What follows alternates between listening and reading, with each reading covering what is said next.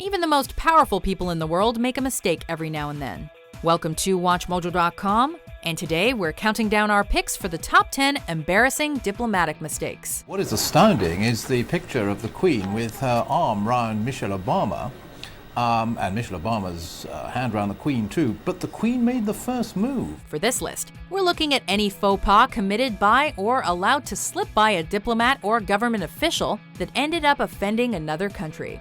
Be it a lowly ambassador or the US president, any big-time blunder could make the list. Number 10. Sarkozy's Toasty. Y a-t-il des questions? The French love to let loose, but their president should be careful about indulging that tendency. At a 2007 G8 summit press conference, French President Nicolas Sarkozy sauntered out and started babbling like a buffoon. At one point, he got so mixed up that he actually asked the reporters what he should be doing. Qu'est-ce que vous préférez que je réponde aux questions? Sorry, Sarkozy, world leaders don't get to phone a friend. According to BBC News, a Belgian presenter theorized that Sarkozy was drunk, with the news conference video going on to earn thousands of views, despite the fact that Sarkozy had previously said he doesn't drink alcohol. I don't expect anything, and I'm not asking anything. Whether or not he was intoxicated, the incident was reminiscent of one 2 years later at the G7 summit, where Japanese Finance Minister Shoichi Nakagawa was also rumored to be smashed. Nakagawa slurred his speech and even fell asleep at a certain point, but at least he never asked his audience for help. Number 9. Shut it, Chávez. Hugo Chávez l'havia qualificat de feixista I no s'ha pogut estar de continuar les seves crítiques tot interrompre Zapatero. With their name-calling and immature comebacks, Spain's King Juan Carlos I and Venezuelan President Hugo Chávez turned the 2007 Ibero-American Summit into a game of playground insults. During the event, ever-loving Marxist Chávez kept calling former Spanish Prime Minister José María Aznar, quote, a fascist and, quote, less human than snakes. Chávez wouldn't let a word in edgewise, leading Juan Carlos to lash out with, quote, why don't you just shut up? All in Spanish, of course. King Juan Carlos had a perfectly noble reputation for bringing democracy to Spain, and he had never reacted with such rage in public before. According to the Associated Press, it made such an impression on people that the comeback eventually became a very popular Spanish ringtone.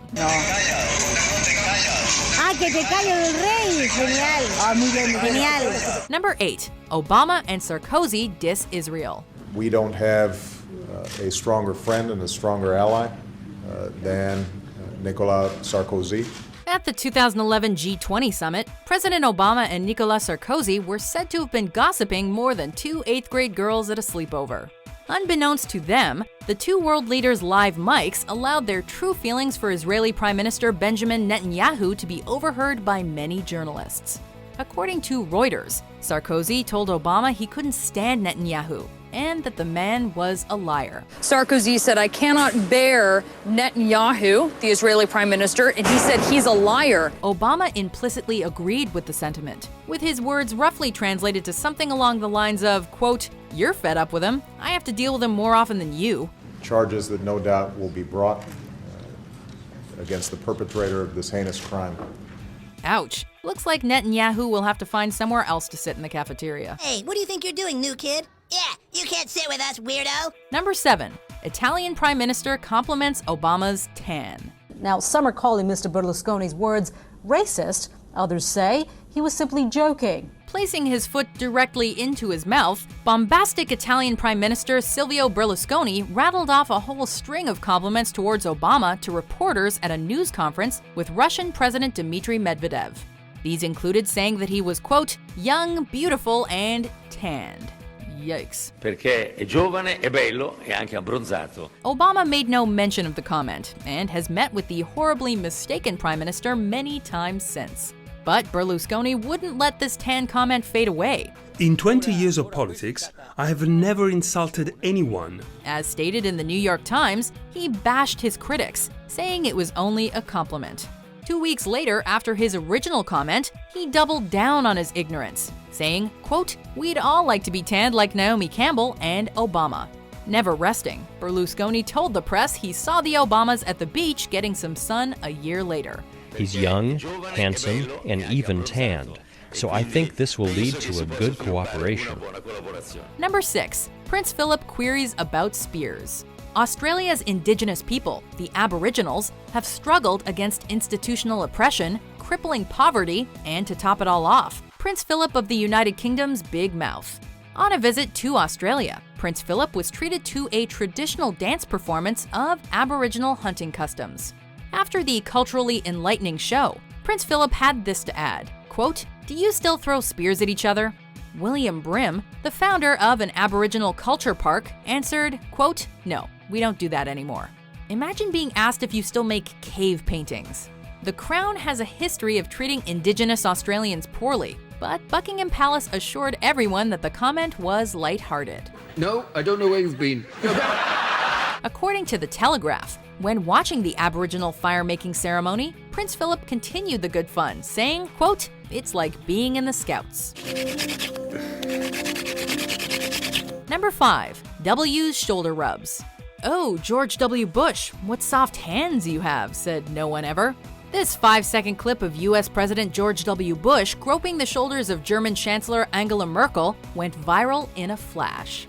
It was the massage felt round the world. Bush creepily ambushes Merkel from behind, and she reacts accordingly.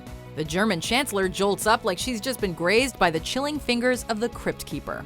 Although Germany didn't explode in outrage, American journalists called Bush out for this stunning, sexist display of sexual harassment. I'm really not that concerned about why people did what during my presidency. I'm more concerned about being an effective person for the rest of my life. Number 4. President Jimmy Carter desires Poland. I realize more than ever that as president, I need your help. The long road of U.S. history is paved with timeless love stories. George and Martha Washington, Abraham and Mary Todd Lincoln, and of course, Jimmy Carter and the country of Poland. On a visit to Poland, still under communist control, President Carter made a speech, which his translator, Stephen Seymour, inadvertently took several liberties communicating. As described in Time magazine, Jimmy Carter said he was happy to be there and wanted to learn about Poland's desires for the future. Seymour used words that implied Carter was abandoning the United States and that he desired the Poles in a carnal fashion. While this wasn't a mistake on Carter's part, the results still humiliated his government, especially since Seymour didn't even realize the error of his ways until a journalist informed him 2 days later. Talk about lost in translation.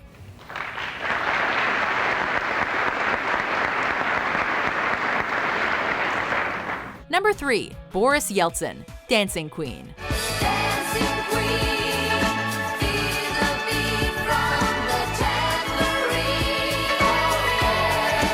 In 1994, Russian President Boris Yeltsin traveled to Berlin to watch as the last of the Soviet troops from World War II finally exited Germany.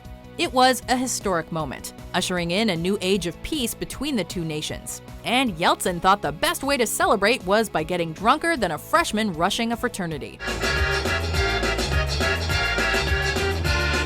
To the dismay of German Chancellor Helmut Kohl, Yeltsin completely wrecked the civilized atmosphere by shoving the maestro aside to hijack the orchestra.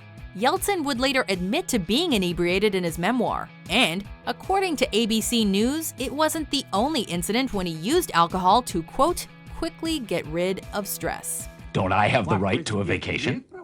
Does your president have the right to a vacation? I have the right to a vacation. Number 2. German Chancellor extinguishes Holocaust memorial flame. A German politician strolling through a Holocaust memorial is already on thin ice, but German Chancellor Gerhard Schroeder shattered even the lowest of expectations. While visiting the Yad Vashem Memorial in Israel, where an eternal flame burns to honor the Jewish victims of Nazi Germany, Schroeder completely put out their fire. Talk about making a bad situation worse. Dignitaries are invited to turn a handle to make the flame rise, but Schroeder's turn accidentally snuffed out the symbol commemorating those lost for a brief moment, as confirmed by several news organizations such as ABC News. The next time you attempt to make reparations for your country, remember, righty-tighty, lefty-loosey. Before we unveil our number 1 pick, Here are some honorable mentions. We worked hard to get the right Russian word. Do you think we got it? You get it wrong. I got it wrong. It should be перезагрузка. And this says перегрузка, which means overcharge. Despite the closeness of the Australian-American alliance, or maybe because of it, there's concern here that the United States takes us too much for granted. I've signed legislation that will outlaw Russia forever. We begin bombing in 5 minutes. Number 1, Bush Sr. blows chunks. The lone camera in the dining room was locked in on the head table when President Bush was overcome by nausea and fell forward. You know that feeling when your stomach gets all queasy and you're in a room with 135 diplomats? No? Well, George Bush Sr. certainly does.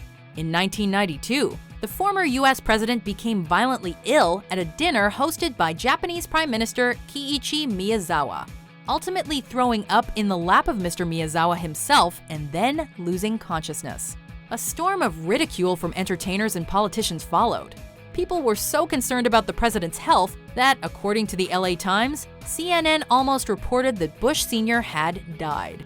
That night not only lives in infamy as one of the biggest public meltdowns ever, but also inspired the Japanese word bushusuru, also known as to do the Bush thing. But they were playing hardball, and we tried. We weren't as good at it, but that's all right. Do you agree with our list? What's your favorite embarrassing diplomatic mistake? For more cringe-worthy top 10s published every day, be sure to subscribe to WatchMojo.com. Ha tutto per poter andare d'accordo con lui, perché è giovane, è bello e anche abbronzato.